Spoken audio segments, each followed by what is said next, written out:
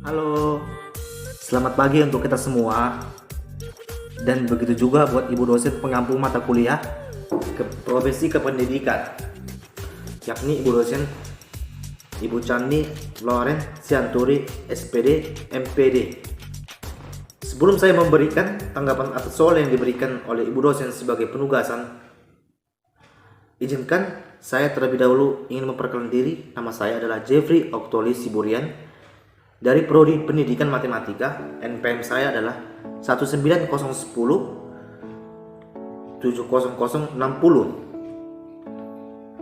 grup 13. Baiklah, di sini saya akan memberikan jawaban untuk soal penugasan nomor 1. Baiklah, saya akan memberikan jawaban pertanyaan untuk soal nomor 1. Fakta di lapangan menunjukkan bahwa ada beberapa guru yang sudah memperoleh sertifikat sebagai pendidik profesional atau disebut sebagai tersertifikasi secara hukum atau de jure, namun tidak melakukan tugasnya secara profesional di lapangan atau disebut sebagai de facto. Sekarang, bagaimana tanggapan Anda terhadap pernyataan yang dimaksud? Baiklah, saya akan memaparkan jawaban untuk soal nomor 1. Ya, baiklah, tanggapan saya adalah guru bersertifikasi adalah seorang guru atau pendidik yang memperoleh sertifikat pendidik sebagai pengakuan yang diberikan guru profesional. Tetapi ada fakta di lapangan yang menyatakan bahwa ada beberapa guru yang sudah memperoleh sertifikat pendidik tidak melakukan tugasnya secara profesional. Hal ini akan menurunkan derajat guru profesional secara umum karena akan menjadi pembahasan di kalangan masyarakat, yang karena sifatnya adalah akan merugikan peserta didik yang anak didiknya tentu kurang disiplin, kurang berpengetahuan, kurang berketerampilan, dan kurang bermoral. Negara manapun sangat dirugikan karena negara membayar tunjangan profesional. Namun perlu dipikirkan latar belakang penyebabnya agar masalah seperti ini di kalangan guru bersertifikat pendidik tidak berlanjut dan berulang-ulang kepada generasi pendidik yang akan datang, karena sifat manusia mudah mencontoh yang kurang baik. Baiklah, hal ini juga bisa terjadi diakibatkan oleh faktor ekonomi. Faktor yang pertama adalah faktor ekonomi, di mana faktor ekonomi ini adalah biasanya guru yang bersangkutan memakai banyak waktu di luar mengajar untuk mencari uang keperluan keluarganya. Kemudian faktor yang kedua adalah faktor lingkungan guru tempat mengajar, yang artinya ada kekurangan harmonisan antara guru yang bersangkutan dengan kepala sekolah. Kemudian faktor guru yang bersangkutan dari awal tidak ingin menjadi guru, dalam artinya kurang berminat dan kurang menghayati pekerjaannya sebagai seorang guru. Baiklah, sekian jawaban untuk soal pertanyaan nomor 1. Saya akan memaparkan jawaban pertanyaan soal nomor 2.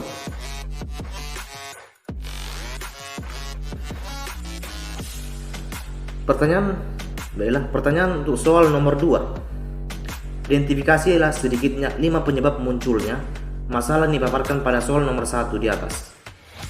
Baiklah, di sini saya akan memaparkan jawaban pertanyaan soal nomor 2. Untuk soal nomor 2, jawabannya faktor penyebab adalah yang pertama, pada dasarnya guru yang dimaksud tidak berniat menjadi seorang guru atau pendidik. Kemungkinan sewaktu ujian masuk perguruan tinggi negeri tidak lulus pada perguruan tinggi negeri yang diinginkan. Alhasilnya mereka memilih keguruan perguruan tinggi negeri atau keguruan perguruan tinggi swasta, daripada pengangguran di kemudian hari. Faktor untuk nomor yang 2 adalah sistem pengajaran pada LPTK yang mendidik calon guru kurang memadai dalam hal yang pertama, kurangnya sarana dan prasarana. Yang kedua, kurangnya tenaga pendidik atau dosen yang berprofesional seperti dosen yang sudah berkualifikasi, contohnya S2, S3, dan guru besar profesor. Penyebab yang ketiga adalah lingkungan sekolah tempat guru yang bertugas kurang mendukung seperti kepemimpinan kepala sekolah. Penyebab yang keempat, proses kelulusan seorang guru yang bersertifikat pendidik berbeda prosesnya. Ada yang memperoleh sertifikat pendidik melalui A. Pemberian sertifikat pendidik secara langsung atau disingkat PSTL diberikan kepada kualifikasi akademik S2 atau S3. B. Portofolio atau PF. Portofolio atau PF ini hanya mengumpulkan berkas-berkas sertifikasi dari pengalaman guru yang bersangkutan. Yang C. Pendidikan dan latihan profesi. Pendidikan dan latihan profesi disingkat sebagai PLPG, di mana guru hanya memberikan latihan mengajar. Kemungkinan proses kelulusan dengan portofolio kurang melaksanakan tugas pendidik secara profesional. Baiklah, penyebab yang kelima adalah adanya guru yang mengajar pada mata pelajaran yang bukan mata pelajaran yang kurang dikuasainya. Karena memenuhi jam mengajar tatap muka haruslah ada 24 jam minggu. 24 jam per minggu, jadi di sinilah mata pelajaran yang serumpun dan linear. Hal ini untuk mendapatkan uang tunjangan sertifikasi. Jadi, guru yang memperoleh sertifikat pendidik kurang berprofesional melakukan tugasnya dan akan merugikan negara dan menghasilkan lulusan yang tidak bermoral dan tidak bermutu dan berkualitas. Baiklah, sekian jawaban atas pertanyaan soal nomor 2. Saya akan memaparkan jawaban pertanyaan untuk soal nomor 3.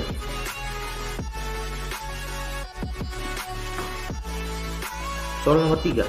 Uraikanlah 5 langkah strategis yang harus dilakukan LPTK dalam mendidik para mahasiswanya guna menghindari munculnya masalah seperti pada soal nomor 1. Baiklah, saya akan memaparkan jawaban pertanyaan untuk soal nomor 3.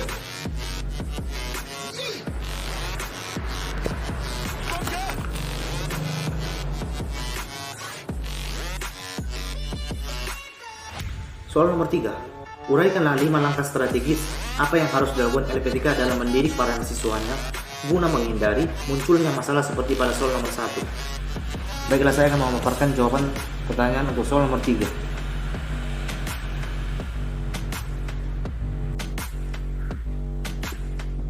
Baiklah, 5 langkah yang harus dilakukan oleh lembaga perguruan pendidikan tingkat kependidikan yakni: yang pertama, menciptakan situasi win-win solution. Bukan kalah menang di antara pihak yang berkepentingan dengan lembaga pendidikan. Terutama antara pimpinan lembaga dengan sifat staf lembaga harus terjadi kondisi yang saling menguntungkan untuk meraih mutu atau produk yang dihasilkan. Yang kedua, adanya perbaikan kurikulum LPTK. Kurikulum ini menuntut mahasiswa memiliki kemampuan kriteria sebagai berikut. Yang poin A, dalam aspek attitude. B, bidang kemampuan kinerja. C, pengetahuan. D, manajerial dan tanggung jawab. Yang ketiga, penguatan sistem pembelajaran yang efektif dan pengembangan model pembelajaran harus berbasis student-centered learning. Yang keempat, memperbaiki mutu dosen. Hendaknya diberi waktu dan kemudahan bagi dosen yang mau meningkatkan kualifikasi akademiknya ke jenjang yang lebih tinggi. Yang kelima, penguatan program magang kependidikan dan penguatan pada mata kuliah dasar kependidikan. Baiklah, sekian jawaban pertanyaan untuk soal nomor 3. Saya akan memaparkan jawaban soal untuk pertanyaan nomor 4.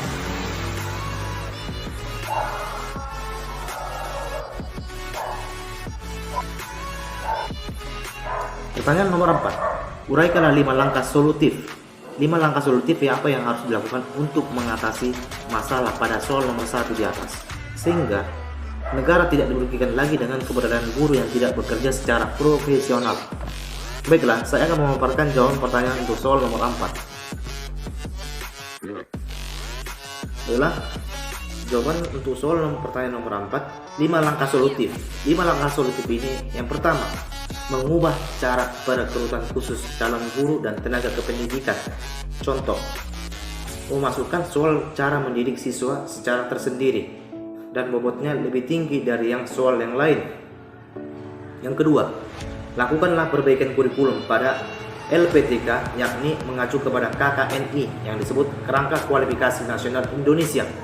Yang ketiga, pemilihan kepala sekolah dilakukan secara selektif, artinya memiliki sikap dan jiwa memimpin, mampu mengembangkan kemajuan sekolah, mampu bekerja keras, mampu mengayomi bawahan dan anak didik yang bersifat kondusif. 4. Memperketat kelulusan seorang guru untuk memperoleh sertifikat pendidik dan melakukan uji kompetensi sekali 2 tahun untuk guru yang sudah memiliki sertifikat pendidik sebagai acuan layak tidaknya sebagai seorang guru untuk memperoleh tunjangan profesional pendidik yang tentu harus terlebih dahulu merevisi hukum dan undang-undang yang mengaturnya. 5. Merevisi jam wajib mengajar seorang guru atau pendidik dalam seminggu. Saat ini jam wajib 24 jam tatap muka untuk memenuhi 24 jam sangat sulit untuk beberapa guru atau pendidik. Saat ini terutama sekolah-sekolah yang jumlah siswanya sangat sedikit. Hal ini untuk membuat guru yang memiliki sertifikat pendidik tetap mengajar sesuai dengan mata pelajaran yang diampunya. Ketiga, dalam perkuliahan, jadi tinggal memperdalam penugasannya. Dengan demikian akan membangkitkan semangat mengajar pada seorang guru. Baiklah, sekian jawaban pertanyaan 4 soal yang diberikan oleh Ibu dosen. Terima kasih.